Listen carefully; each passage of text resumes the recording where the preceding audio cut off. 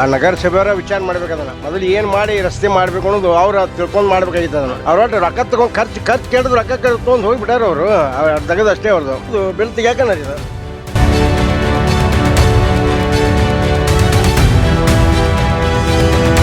Main ರಾಜಕೀಯದಿಂದ ನಡೆದದು ಇಷ್ಟೆಲ್ಲ ಆಟ 10-15 ವರ್ಷ ಆತ ರೋಡೇ ಇದ್ದಿದ್ದಿಲ್ಲ.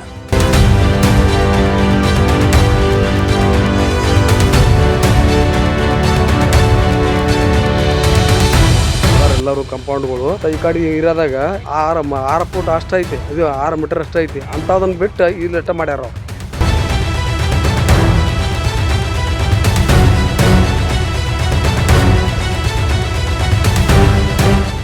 ವೀಕ್ಷಕರೇ, ನಾವೀಗ ವಿನಾಯಕ ಹೋಟೆಲ್ ಹಿಂದಗಡೆ ಭಾಗದ ಸಿದ್ದರಾಮೇಶ್ವರ ಕಾಲನಿ ಏನಿದೆ ಆ ಸಿದ್ದರಾಮೇಶ್ವರ ಕಾಲನಿಯಲ್ಲಿ ನಿಂತ್ಕೊಂಡಿದ್ದೀವಿ.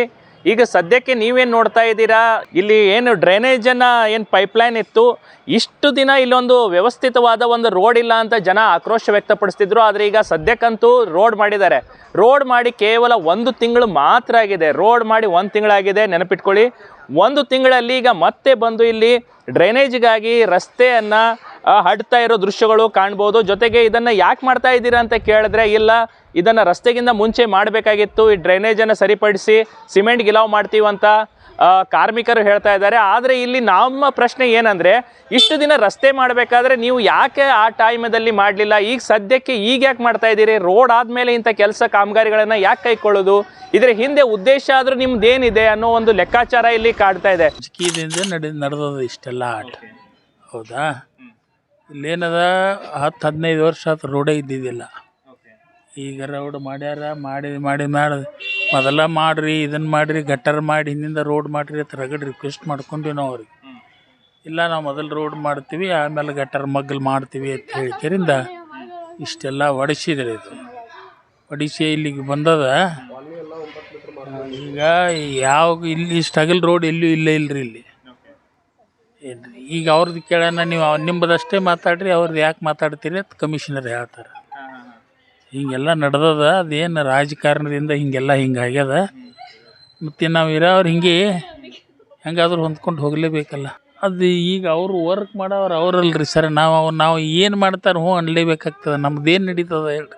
ಟ್ಯಾಕ್ಸ್ ತುಂಬಿರಿಲ್ಲ ಅಂತ ಕೇಳ್ತಾರೆ, ಟ್ಯಾಕ್ಸ್ ತುಂಬಿದ ಪಾವತಿ ತೋರಿಸ್ತೀವಿ, ಆಯ್ತು, ಇಷ್ಟೇ ನಮ್ಮ ತೆಗದ. ಏನಿಲ್ಲ, ಆದಷ್ಟು ಚಲೋ ತಂಗೆ ಮಾಡ್ರಿ. ಇದಕ್ಕಿಂತ ಮೊದಲು ಮಾಡಿದ್ರೆ ಹಾಕಿತ್ತು.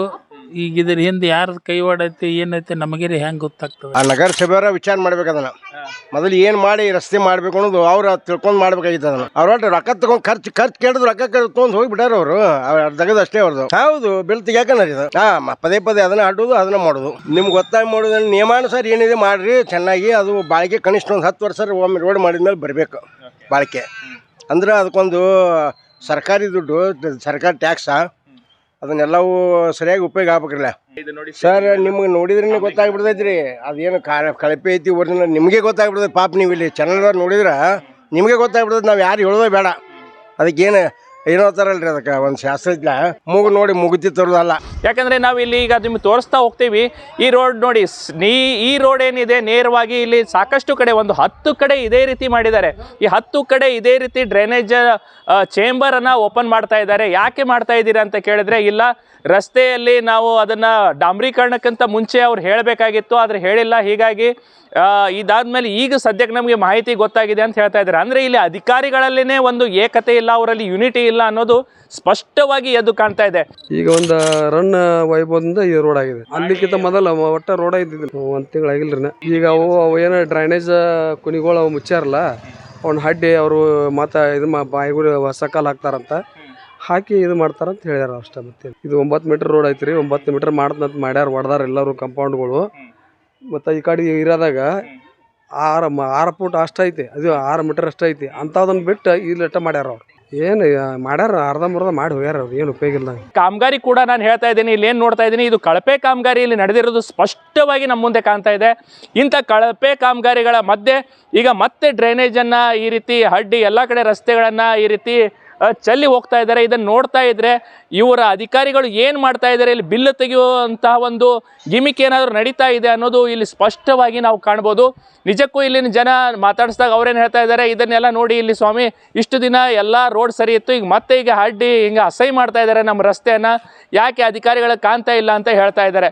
ಒಟ್ಟಾರೆ ಇದರ ಸಂಬಂಧಪಟ್ಟ ಅಧಿಕಾರಿಗಳು ಇದನ್ನು ಆದಷ್ಟು ಬೇಗ ಸರಿಪಡಿಸಬೇಕು. Kadam first news, Mudhol.